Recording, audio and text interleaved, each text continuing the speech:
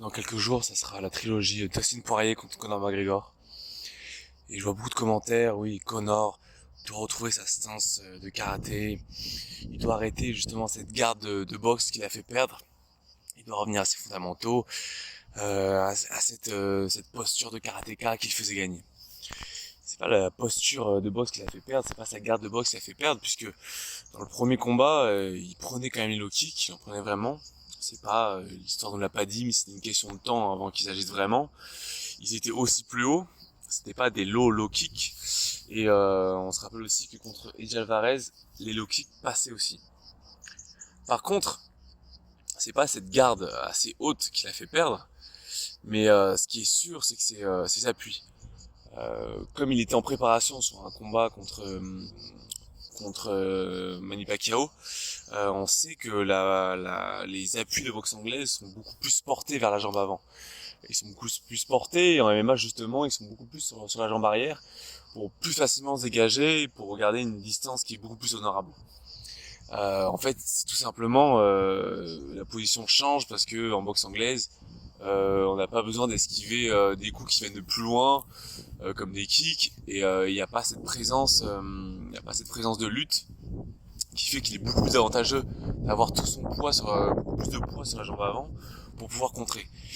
Et si on regarde attentivement, c'est Conor McGregor a une sorte de posture qu'il adore faire, qui faisait beaucoup contre Eddie Alvarez et qui est assez particulière. C'est vous voyez souvent il va reposer tout son poids sur sa jambe avant, il va mettre sa gauche un peu en avant et à la place, il le fait souvent. À la place, il reste assez statique à ce moment-là.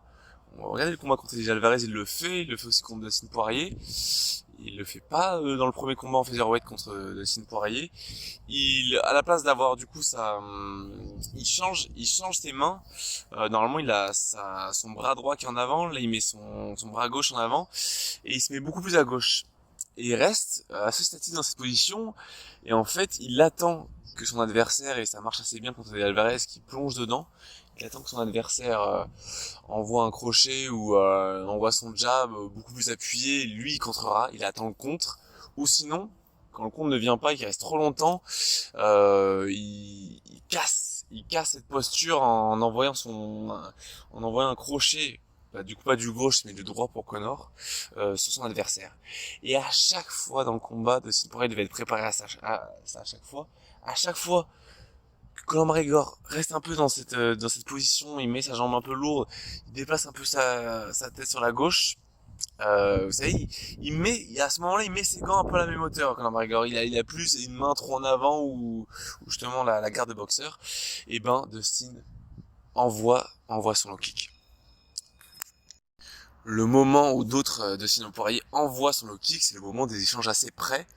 C'est un truc que Conor ne fait pas, mais il fait quelques combinaisons, il voit que Conor se replie, il y a un moment qu'on voit ça vraiment, où Conor attend l'attaque de Dustin Poirier qui a moins d'allonge commence à attaquer, et comme il est trop loin Conor, il envoie son low kick et la jambe qui est présente. Et si on regarde la différence entre le combat de Dustin Poirier 1 et le 2, et ben on peut dire que la jambe de Conor est beaucoup moins en avant, que sa position naturelle de karatéka, où la jambe est vraiment en avant. On aura quelqu'un d'autre à cette carte qui aura sa jambe qui est aussi beaucoup en avant. C'est Thompson, qui a énormément sa jambe en avant. Et évidemment, ça présente beaucoup de désavantages. Conor va devoir checker les low kicks. Je pense que Dustin s'attend à qu'il les check. Et on peut du coup s'attendre à que on peut donc s'attendre à que Conor fasse ses ajustements. Et voilà. Une autre chose que j'entends qui est fausse aussi, c'est que j'avais entendu lors du deuxième combat que c'était un combat facile pour Conor, que c'était pile le style adéquat, que si Dustin Poirier était vraiment le style adéquat pour Conor. C'est faux. Conor, tout ce qu'il déteste, c'est comme un Adias, c'est quelqu'un qui ne tombe pas, quelqu'un qui prend beaucoup de coups, qui ne tombe pas, malgré ses crochets, et quelqu'un qui a beaucoup de cardio. C'est tout ce que déteste Conor McGregor. Quelqu'un qui a un cardio énorme, c'est-à-dire qu'au quatrième, cinquième round, qui démarre, un peu à la Ned Diaz, qui va être là, qui va avoir du carburant, Dustin Poirier a un cardio qui est énorme, énorme. Mais regardez les combats contre Eddie Alvarez, c'est impressionnant, il n'est jamais fatigué. Et je me pose même des questions si, je sais pas à quoi il tourne ou, faudrait se pencher un peu sur la question. Il a un cardio qui est énorme, il n'est jamais fatigué. Des phases de lutte, des phases d'échange, il est toujours présent, il sautille toujours, il est toujours sur ses appuis, il est toujours là, il attend toujours le moment pour sauter. Et l'autre point, c'est quelqu'un qui ne tombe pas. Et Dustin Poirier est quelqu'un qui prend énormément de coups. Guerre contre Max Holloway, deux guerres contre Eddie Alvarez. Et même le premier combat, le deuxième, c'est une guerre qui est énorme. Dustin Poirier s'en prend des pêches énormes, il ne tombe pas. Il se prend des choses, il y a même des phases de lutte, il est toujours présent. C'est impressionnant. Guerre contre Gaethje, là aussi. Les patates de Gaethje, Dustin ne tombe pas. Et c'est vraiment la kryptonite de Conor McGregor. Quelqu'un comme on l'a pu voir Ned Diaz, son dernier combat, toujours présent. Ce qui me fait marrer, c'est que Conor McGregor, ça devrait être un combattant où les combats devraient durer 2 rounds ou 3 rounds. Moi, ce qui me fait toujours peur et ce qui me fait peur dans ce combat-là, c'est vraiment un point négatif, c'est que on voit toujours, à partir du milieu du deuxième round, Conor baisse de régime. Et ça fait toujours peur. Conor baisse de régime. Au début du deuxième round, il est toujours présent. À la fin du deuxième round, on sent qu'il est fatigué. Et on est au milieu du deuxième round, ou à la fin du deuxième round, on se dit putain, il reste 3 rounds et demi. 3 rounds et on se mord les doigts, on se dit putain. Et ça va être compliqué parce que justement, est-ce que Dustin Poirier ne va pas l'attendre au 5e round? On ne sait pas. Pour l'instant, il y a plusieurs choses que Conor McGregor doit mettre en place. Moi, je pense sincèrement que Dustin ne va pas forcément faire des low kicks. Sa stratégie n'était pas compliquée au premier round. C'était, je m'engage pas trop, parce que je sais que Conor McGregor est un bon contreur. Conor McGregor, quoi que l'on dise, n'a pas une force de frappe qui est énorme. Ça a toujours été sur ses contres qu'il a été efficace, qu'il a fait tomber son adversaire. Eddie Alvarez, c'est contre un contre. José Aldo, c'est contre un contre. Et même à chaque fois qu'on ressent sa puissance, c'est sur des contres. C'est pas sur des actions où il s'engage comme ça. Dustin Poirier le savait. C'est pour ça qu'il ne fait que des jabs. Il se sent un peu plus à l'aise. Il commence à armer son bras gauche, à faire des 1-2. Mais il a juste besoin de jabs. Conor McGregor a une position de boxe. Du coup, il est beaucoup plus près. Juste des jabs, low kick, jab, low kick. Et ça a marché. Il n'avait pas besoin de plus. Et ça a marché.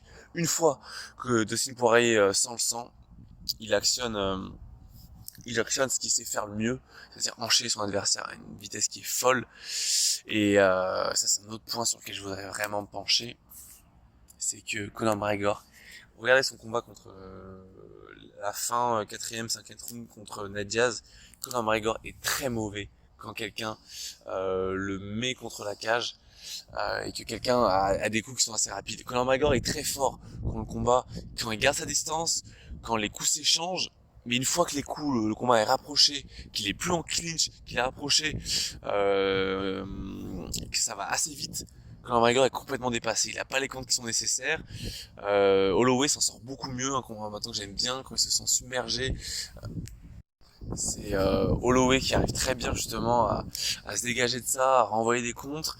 Et sinon il y a Whittaker aussi qui est très bon quand il met la pression, sonné. Il y a beaucoup de combats où il est sonné, il garde toujours la tête froide, il arrive toujours à se reprendre. Quand McGregor, quand on lui met la pression, c'est pas du tout son jeu.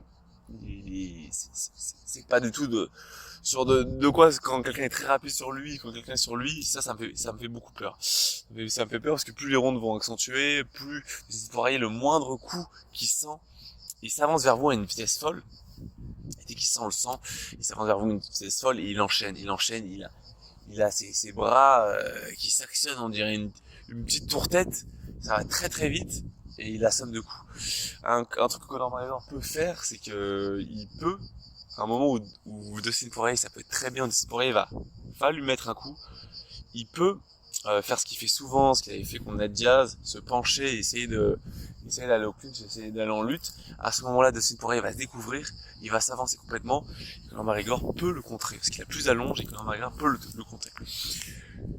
Voilà. Ce que doit faire Conor McGregor sur ce combat, là on va vraiment voir ce qu'il doit faire, c'est qu'il doit prendre les kicks. Il doit garder une distance qui est énorme. Il a l'avantage à distance sur ses pieds, sur ses kicks, il a l'avantage à distance, sur ses poings aussi, il a l'avantage à distance, et il doit garder cet avantage. Il doit garder cet avantage, c'est-à-dire qu'il doit reprendre des middle kicks, des calf kicks, des side kicks, qu'il faisait très bien en featherweight. Ça va être plus dur parce que justement ça va lui plomber son cardio.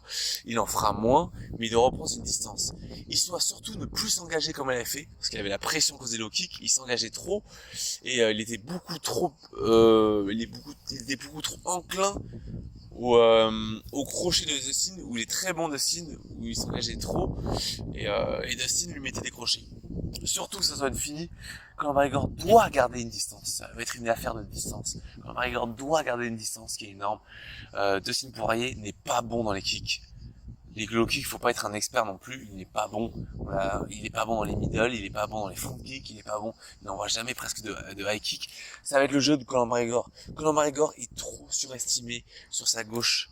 Elle est que bonne en contre sa gauche. Et Dustin Poirier n'a pas à s'envoyer, ne sait pas à s'engager pour que Conor McGregor le contre. Peut-être que là il a l'air trop confiant, il va être plus à l'aise. Justement, il va être plus à l'aise, peut-être dans ses. Il aime bien en fait ne pas trop s'engager. Il aime bien faire ses shifts. On le voit ces shifts où il se penche vraiment d'un côté, puis il couvre la distance très rapidement. Et il fait ça parce qu'il a moins d'allonge que ses adversaires et ça lui permet de couvrir la distance qui est énorme. D'ailleurs, on peut voir pour les gens qui suivent un peu les réseaux, Colby Covington qui a mis un moment où il est en fight avant Khabib. Avant Khabib, il a un fight où justement il fait ce shift et il le met un peu KO de son adversaire. Je suis obligé à chaque fois de couper le micro. J'habite à côté d'une gare ferroviaire. C'est vraiment l'enfer d'être tout le temps les trains. Et reprenons-nous parce que les trains de Steen, voilà. Je pense qu'il faut que ça soit une guerre de kick. Un combat sur lequel j'aime bien me baser pour essayer de prédire ce combat, c'est le combat, la revanche contre Ned Diaz. C'est là où Conor avait fait justement, il avait prouvé qu'il se jetait moins, qu'il dépensait moins son cardio, et je pense que Conor doit avoir une approche qui est comme ça. Il doit surtout pas essayer de le mettre KO. Dustin Poirier est presque impossible à mettre KO, je suis désolé. Hein. Mais la dernière fois qu'il a été mis KO, c'est en 2016 contre Johnson. Et vous savez, il avait les cheveux courts, c'est il y a très longtemps, on sait plus à quoi il tourne maintenant. Il est interminable à mettre KO, il a été mis KO à l'UFC que par Conor et par Johnson. Sinon, contre les autres, c'est 2 décisions unanimes et un étranglement. Et c'est pour ça qu'on voit Alvarez, dans les 2 combats, essayer de beaucoup l'étrangler, d'essayer de beaucoup lutter, parce que il sait qu'il va avoir du mal à finir Dustin. Il sait que c'est presque impossible. À part ce coup de genou, je sais même pas s'il est en KO. Il est interminable à mettre. Et Conor va s'épuiser. Conor doit garder cette distance de kick. Il doit pas trop s'engager. Il va gagner en garde de kick. Il va gagner parce que Dustin est mauvais. Et surtout, ce que va pas faire Conor, c'est même si je sais qu'il a envoyé un low kick qui était pas mal. Et en fait, on parle pas assez de ses kicks, mais ses kicks sont assez puissants. Il fait une retournée, il fait des kicks, mais qui viennent beaucoup trop tard, c'est qu'ils sont puissants. Les kicks qu'il envoie, mais c'est dans une catégorie différente. Contre Cowboy, c'est ça qui sonne Cowboy. C'est ça qui va sonner Cowboy. Ces kicks sont énormément puissants et on s'en rend pas compte. C'est une force qu'il a. Et c'est pas juste pour cadrer son adversaire, il doit s'en servir. Dustin peut avoir peur de ses kicks. S'il sent que les kicks sont présents, il va gagner une distance qui est beaucoup plus espacée. C'est-à-dire que ses jabs ne seront plus présents, ses low kicks ne seront plus présents, parce que les low kicks, il faut être beaucoup plus rapproché pour faire des low kicks. Conor ne doit surtout pas faire des low kicks. On l'a vu avec Alvarez, deuxième combat contre Gaethje. Il adore faire ça, quand vous envoyez un low kick, Gaethje on voit tout le temps des low kicks, et c'est sur ça qu'il le met KO Dustin. Faut qu'il le mette KO. Gaethje envoie un low kick tout de suite jab, énorme jab de Dustin. Justin sans le sang, il lui va dessus, il lui monte, il envoie les coups, ça va pas du tout. Il doit faire des middle kicks, des front kicks, des side kicks, tout ce qu'il faut pour le garder à distance, pour le garder à distance, une distance sur laquelle Conor est fort, sur laquelle plus c'est rapproché, quand c'est trop rapproché, Conor n'est plus du tout à l'aise. En plus de ça, cette distance va permettre à Conor d'éviter la lutte, parce que je pense vraiment que Dustin ne va pas trop faire de low kick, mais qu'il va justement essayer de faire du jeu sale, de lutter, d'épuiser Conor ces 2 premiers rounds. Conor n'est pas mauvais en lutte, et c'est ça qui me rassure, c'est avec tous ces points que je commençais à dire qui sont horribles, on dirait Conor il est sûr de perdre. Moi, en clinch, ça m'a fait plaisir. Ce que j'ai vu de Conor, je viens de dire un peu les points positifs parce que je dis que les horreurs sur Conor là, c'est vraiment tragique ce que je dis. Moi, ça m'a fait plaisir en clinch, je l'ai trouvé meilleur. Je voyais même les coups d'épaule qu'a donné Conor, ces fameux coups d'épaule qu'on a vu contre Cowboy. J'ai l'impression que Dustin, je vois sa tête, il soufflait beaucoup plus. Il avait l'impression d'avoir reçu beaucoup plus de gros coups que quand Conor envoyait sa gauche. C'est une arme intéressante. J'ai trouvé Conor assez à l'aise, un autre style de Conor, je trouvais Conor assez à l'aise en clinch. Il se relevait assez rapidement, il se relève d'ailleurs assez rapidement dans tous ses combats, à part Rabi parce qu'il prend ses 2 jambes, mais il prend peu de dommages, Conor, je parle du premier round. Mais contre Mendes, quand il est contre la cage, il arrive à aller contre la cage rapidement, c'est ce que fait Conor. Il se relève assez rapidement. En clinch, il est pas mauvais. Le clinch me fait pas trop peur et je pense que même Conor sur le 4e, 5e round devrait rester en clinch. Là où il va y avoir des effusions de sang, où il va y avoir des combats un peu rapprochés comme on a vu contre Nadia 4e, 5e round. Ouais, Conor, ouais. Conor devrait essayer de clincher sur les derniers rounds. De perdre du temps, on s'en fout si ça a eu. Voilà. Un autre truc qui m'a fait aussi énormément plaisir et qui m'a rassuré, c'est que Conor, putain, on n'en parle pas, mais Conor, j'ai jamais vu Conor aussi fort en boxe. J'ai jamais vu. Il a fait des choses qui sont magnifiques. Je crois que c'est ses plus beaux ralentis que j'ai vus. C'est magnifique parce qu'en fait, Dustin Poirier a une sorte de garde à la Mayweather avec son épaule en avant. C'est pour ça que c'est très dur de le toucher, de l'allumer maintenant. C'est qu'il a pris cette garde il y a pas si longtemps que ça d'ailleurs. C'est qu'en fait, dès qu'il sent que ça s'enroussit, il met cette garde et il se retire en avant et du coup, Holloway disait ça à son corner, c'est qu'on a du mal du coup à envoyer son bras droit, sa main dominante, puisque son épaule le protège, il se met rentré comme ça. Et du coup, face à ça, Conor se penchait sur le côté externe, il se penchait tellement parce que l'épaule gênait, et il se penchait, il arrivait à envoyer sa main, il se penchait tellement qu'il arrivait à passer cette garde, et vraiment c'est magnifique. Les ralentis sont magnifiques. Moi j'aime beaucoup. Mais je suis désolé, mais ça va pas être la voie, que Conor doit emprunter. Il doit la sonner de kick et il doit l'attendre en contre. Dustin va être harassé. J'aime bien ce mot. De ses kicks, il va essayer de plus en plus engager et Conor l'attendra au contre. C'est comme ça que Conor doit envisager ce combat. Et c'est la manière la plus intelligente. J'ai foi en Kavanagh. Kavanagh est pas quelqu'un de bête, Conor est pas quelqu'un de bête. Je pense pas qu'il va essayer de le mettre KO. Pour l'instant, il a pas fait de Mystic Max, et que c'est un bon signe. Bon, il dit toujours qu'il va l'exterminer et tout. Bon, trash talk, mais ça reste comme ça. Pour l'instant, moi, ce qui m'a rassuré aussi, c'est qu'on l'a vu dans la vieille salle à Dubaï faire beaucoup de kicks. C'est assez rassurant. Des kicks sont assez puissants. C'est rassurant, ça veut dire qu'il reprend un peu cette stance de kick, cette stance assez léger sur ses appuis, où il peut facilement s'aufiler, il doit être beaucoup plus mobile, il faut qu'il soit beaucoup plus mobile que justement c'est ce truc en boxe anglaise où on est moins mobile. Mais sa stance de boxe anglaise avait un avantage, c'est pour ça que ce qu'il a fait, c'est qu'il a plus d'énergie. Il se déplace moins, justement quand Conor est beaucoup plus mobile, il a beaucoup plus cette sens de karatéka, ça l'épuise beaucoup, et c'est aussi une des raisons, C'est aussi une des raisons pourquoi il a adopté cette stance et qu'il pensait pouvoir mettre KO sur cette stance. Avec cette position, il pensait mettre KO Dustin. Et s'il le mettait pas KO, il aurait toujours plus d'énergie. Bon, il y a eu l'histoire des low kicks. Ça va être un beau combat. J'ai vraiment, vraiment, vraiment hâte. Je vais être comme un fou. Je vais être à 4h du mat comme un fou.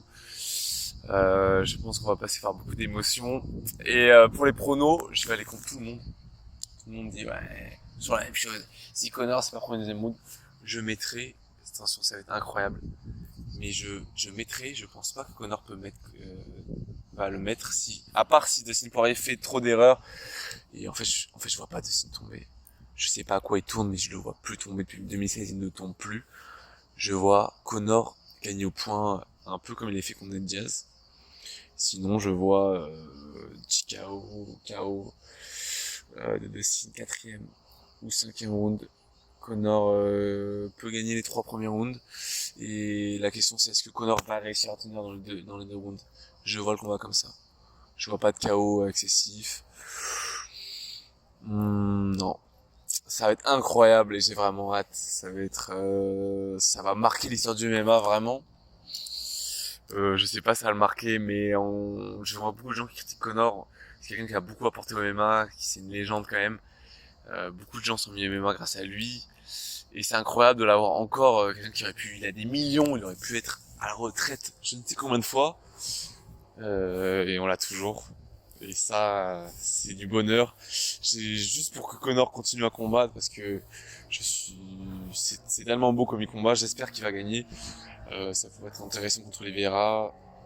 Ça pourrait être beaucoup plus palpitant qu'un Dustin Poirier Oliveira. Euh, j'aime bien ces choses-là. C'est, l'histoire du MMA est toujours en train de s'écrire et quand elle s'écrit avec Conor, c'est toujours beau, même si on peut ne pas aimer le personnage. C'est incroyable. C'est vraiment incroyable. Allez, on va voir tout ça, on va mettre notre argent et j'espère que ça va bien se passer.